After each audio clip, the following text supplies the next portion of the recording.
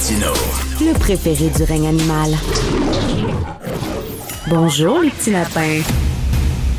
Alors, Stéphanie vous disait qu'on écoute vos commentaires lorsque vous nous contactez, des témoignages aussi. Hein, vous savez, notre collègue ici, recherchiste journaliste, Florence Lamoureux, elle a été contactée par plusieurs femmes qui lui ont écrit. Écoutez, là, on est rendu presque à 100 témoignages de femmes qui, lors d'un divorce, lors d'une séparation, ont appris avec effarement et colère que la garde de leur enfant était accordée à leur ancien conjoint, même si celui-ci était violent. Alors, un conjoint qui s'est montré violent parfois devant les enfants auprès de sa conjointe qui obtient la garde, ça n'a pas de bon sens. Florence, elle a écrit un dossier très étoffé là-dessus. Elle continue à avoir des témoignages. Donc, si vous voulez la contacter, n'hésitez pas. Il y a eu plusieurs réactions, dont Monique Jérôme Forget, l'ancienne ministre du gouvernement, et aussi ex-députée à l'Assemblée nationale, détentrice d'un doctorat en psychologie, qui écrit aujourd'hui une lettre ouverte en disant à M. Lionel Carman, le ministre, de rencontrer ces femmes-là. Elle trouve que c'est une situation vraiment hallucinante. Madame Monique Jérôme Forget est avec nous. Bonjour, Monique. Bonjour, M. Martineau. Bonjour. D'ailleurs, je veux juste dire, M. Martineau, que vous avez bien ouvert ce dossier-là.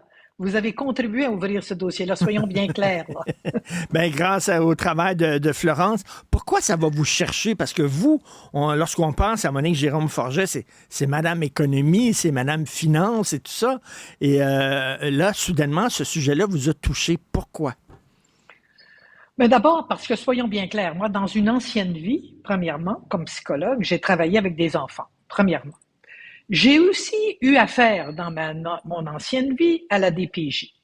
Et là, je me suis rendu compte, M. Martineau, qu'il y a une situation que je dirais qui est dramatique. Hein? Je vais jusqu'au point là, d'utiliser le mot dramatique. Et là, j'invite le ministre Carman de rencontrer des femmes parce que je pense que les décisions bureaucratiques, comprenez bien mon mot, j'estime que la DPJ est devenue une grosse bureaucratie, qu'elle se cache derrière le titre DPJ. Tout le monde a peur de la DPJ. Dès que vous avez porté, même un médecin qui porte plainte, un pédiatre, arrive une situation dramatique, n'ose plus parler à la DPJ par crainte. Donc moi, là, cette situation me touche. Je trouve ça épouvantable, je trouve ça injuste pour ces enfants, je trouve ça injuste pour ces femmes et sincèrement, je trouve ça tellement irresponsable et non professionnel que je pense qu'il faut qu'il y ait des changements et je peux vous assurer que je réfléchis beaucoup parce que je pense qu'il va devoir y avoir même, je proposerai moi des changements législatifs, mais ça, je ferai ça un peu plus tard. Mais beaucoup de témoignages que Florence Lamoureux a reçus, c'est des femmes, par exemple, lorsque la DPJ se pointe à la maison pour savoir c'est quoi la dynamique familiale. Bien sûr, la femme, elle est nerveuse, puis elle dit « j'ai été battue par mon conjoint », puis etc. Puis là, on veut se séparer, puis je veux pas qu'il y ait la garde des enfants. Elle est plus nerveuse et tout ça. Le mari, lui, tranquille, dans son coin, plus calme. Alors là, on dit « elle est un peu hystérique, cette femme-là. Là. Elle fait de l'aliénation parentale. Elle est en train de monter les enfants contre son ancien conjoint. » Boum, alors on lui enlève la garde de l'enfant et ça s'en va à son ancien conjoint. Et là, on mélange une femme qui veut protéger ses enfants en disant elle fait de l'aliénation parentale. C'est ça qui n'a pas de sens et qui ne tient pas debout. C'est une mauvaise analyse de la part des gens de la DPJ. Là. Écoutez, plus que ça, M. Martineau, quand un médecin ou la police décide de faire un signalement à la DPJ, ils font pas ça de façon cavalière. Là. C'est qu'ils estiment qu'il y a un danger pour les enfants. Parce que qu'il y ait une bataille entre un couple, c'est pas suffisant pour sortir les enfants. Ça peut être que c'est entre le couple seulement. Mais quand un policier ou un médecin, un pédiatre fait un signalement, il me semble qu'à ce moment-là, la DPJ doit être très à l'écoute du commentaire qui lui vient, du signalement qui lui vient d'un professionnel, d'un médecin, de la police même. Alors là, encore, il y a des cas. D'ailleurs, félicitons Madame Lamoureux, je pense Oui, que oui, Florence Lamoureux, oui. qui a mis finalement, qui a passé beaucoup de temps à ça. Et là, le ministre Carman, lui, invoque que ça n'existe pas l'aliénation parentale. Bon, premièrement. Deuxièmement, là, il y a un projet de loi 37 et Monsieur Carman se cache tellement, et là, je pèse mes mots, qu'il évite d'inviter l'avocate que vous avez interviewée sur vos ondes, Maître Assouline, qui se penche sur ce type de dossier. Il l'a exclu. Il lui-même, pas son bureau, là. Moi, j'ai vérifié parce que, vous savez, les ministres, ils ont des bureaux, ils ont des employés. Peut-être que le ministre n'est pas du tout au courant. Non, non, non, non. On m'a confirmé que le ministre Carman est bien au fait de la situation. Il a refusé que Mme Assouline vienne à une commission parlementaire. Alors moi, Ah oui. j'estime que le ministre ne répond pas à son mandat. Je vais aussi loin que ça. Je pense que quand on est ministre, on a le travail, l'obligation de répondre à une situation vous avez même, vous mentionné que vous avez reçu plus de 100 témoignages, d'accord, de personnes qui se font enlever leurs enfants. On ne parle pas de partage, là, des enfants. On parle d'enlever les enfants de la mère et de les donner au père. Moi, ce sont des cas de violence conjugale. On donne les enfants, on les enlève à la mère, on les enlève aux grands-parents.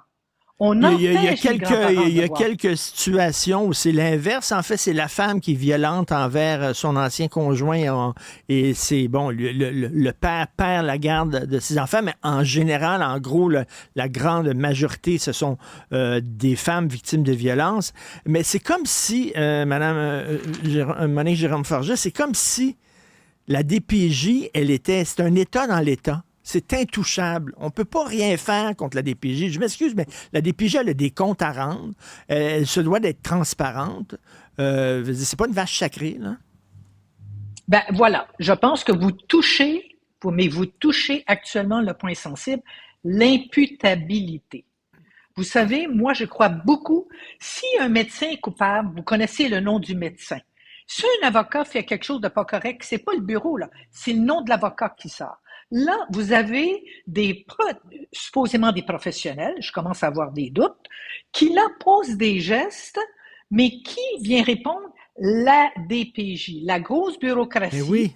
prend charge du dossier et s'en occupe politiquement et avec les médias, puis cache les erreurs de son personnel. Parce que moi, je viens d'apprendre ce matin que la DPJ a réagi. Moi, si j'étais directrice de la DPJ, vous comprendrez, voyant les témoignages que vous donnez, le témoignage, parce que moi, je fais pas ça, là, pour des questions politiques. Je fais ça parce que je veux qu'il y ait quelque chose qui change pour ses enfants, pour ses pères et pour ses mères, pour ces gens-là.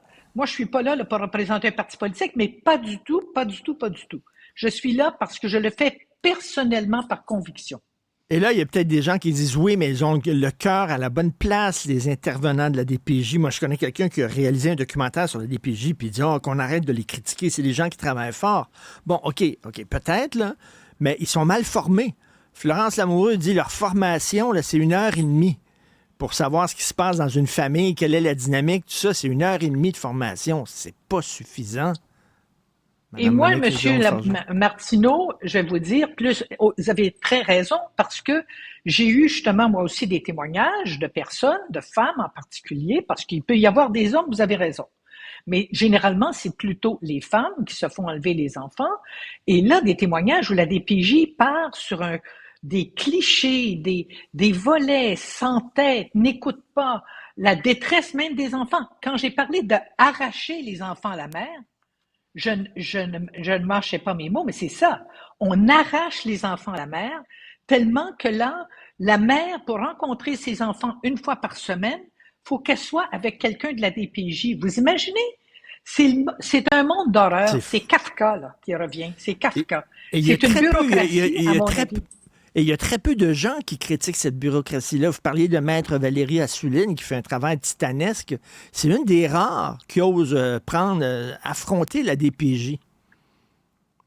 Voilà, vous avez raison. Les gens ont peur. Mais savez-vous pourquoi les gens ont peur? Ils ont peur parce que moi, si on me demande conseil maintenant, Je vais dire aux mères, surtout, mais surtout, n'allez pas à la DPJ. Surtout, n'allez plus à la DPJ, parce que la DPJ risque de vous enlever vos enfants complètement. Pas un partage, pas là dire on va partager entre les pères et les mères. On les arrache à la mère pour les donner exclusivement au père, avec un droit de visite de quelques heures par semaine à la mère. C'est le monde à l'envers. C'est le monde à l'envers. Alors que la mère, la mère a été battue. Là, on va nous dire, oui, mais c'est pas parce qu'un homme a battu sa femme qu'il va battre nécessairement ses enfants. Ouais, mais quand même, là, si un homme bat sa femme, ça augure mal, là, mettons, pour la suite des choses. Mais même à ça, est-ce que c'est suffisant, M. Martineau, pour enlever les enfants à la mère? Même ça, là, est-ce que c'est suffisant pour arracher les enfants d'un milieu où la mère, on sait que les mères, on se bat. D'ailleurs, Madame Lamoureux, là, elle a passé une entrevue, puis elle a dit, moi, si on faisait ça à mes enfants, d'enlever les grands-parents, les visites des grands-parents, je ne sais pas ce que je ferais. Elle a été très candide dans tout ça parce qu'elle a dit, je ne sais pas ce que je ferais. Alors, il y a des grands-parents qui sont très, très, très malheureux parce qu'ils ont perdu le contact de leurs petits-enfants. Alors ça, à mon avis, c'est le comble de l'ignorance et le comble, finalement, de l'incompétence. Et Mme Monique Jérôme Forget, est-ce qu'on peut faire, justement, passer une loi, changer les lois, changer le statut de la DPJ, son fonctionnement, pour qu'elle soit redevable aux instances politiques, là? Vous avez tout à fait raison. Alors là, écoutez, c'est ma prochaine étape, parce que ce dossier-là, M. Martineau, j'ai pas l'intention de lâcher. Je veux que vous sachiez, là, que là, j'ai un os, là, ben, je le tiens comme un chien. OK? Alors, je vais continuer à réfléchir à tout ça. Je vais continuer à m'assurer que, finalement, nos enfants sont protégés et il n'y a pas cette bureaucratie crasse qui, finalement, se donne des pouvoirs plus fort que le gouvernement, parce que même le ministre se sent incapable d'intervenir, là. Il y a peur. Okay? Moi, j'interpelle le karma. Je lui dis de ne pas avoir peur, de ne pas se cacher, d'aller au-devant de la situation et de prendre la situation en main. C'est à lui de faire ça. Il y a d'autres ministres qui l'ont fait avant. Je peux vous garantir ça. La loi a été passée suite à une crise incroyable au Québec qu'il y avait eu il y a des décennies. Et par conséquent, c'est pour ça qu'on a la DPJ aujourd'hui. Mais là, finalement, on se rend compte qu'il y a besoin de réformes dans la loi vis-à-vis de la DPJ pour l'imputabilité. Rendre qu'une personne qui assume la responsabilité d'un enfant, elle en soit imputable. Autrement dit, elle doit répondre presque publiquement de la situation. Écoutez, je trouve que c'est une excellente nouvelle que vous sautiez dans l'arène, Mme Monique Jérôme Forget. On vous connaît quand vous étiez ministre. Hein? C'était la dame de fer. Vous lâchez pas quand vous avez un os, comme vous dites. Alors, on le sait que vous lâcherez pas ce morceau-là. Et effectivement, il faut que la DPJ... À un moment donné, c'est pas la DPJ qui est au-dessus du ministre, là. Ça devrait être l'inverse. Voilà. Là. La DPJ devrait être transparente, devrait avoir des rangs. On dirait qu'elle a trop de pouvoir, finalement. Voilà. Mais vous avez tout à fait raison. Elle a un pouvoir, je dirais, caché. Les gens ont peur. Donc, elle a juste à mentionner qu'elle le fait parce qu'elle est obligée, etc. Je vois, là, j'ai fait une entrevue ce matin, puis tout de suite, la DPJ a dit « Oui, mais on est obligé, il y a de l'aliénation parentale. » Donc, elle a clos le dossier.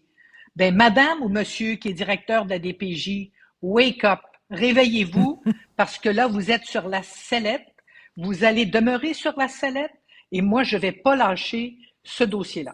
Ben, on vous remercie. D'ailleurs, écoutez, M. Lionel Carman va être l'invité de l'émission de Yasmine Abdel-Fadel. Il sera là, il va répondre à ces questions et j'espère que vous allez peut-être réagir même à l'entrevue de M. Carman. Demain. Okay. Absolument, demain. Hey, vous n'avez pas changé, c'est le fun. Là. Vous avez vraiment du mordant. Monique Jérôme Forget, merci beaucoup. Merci, bonne journée. Au revoir. Au revoir.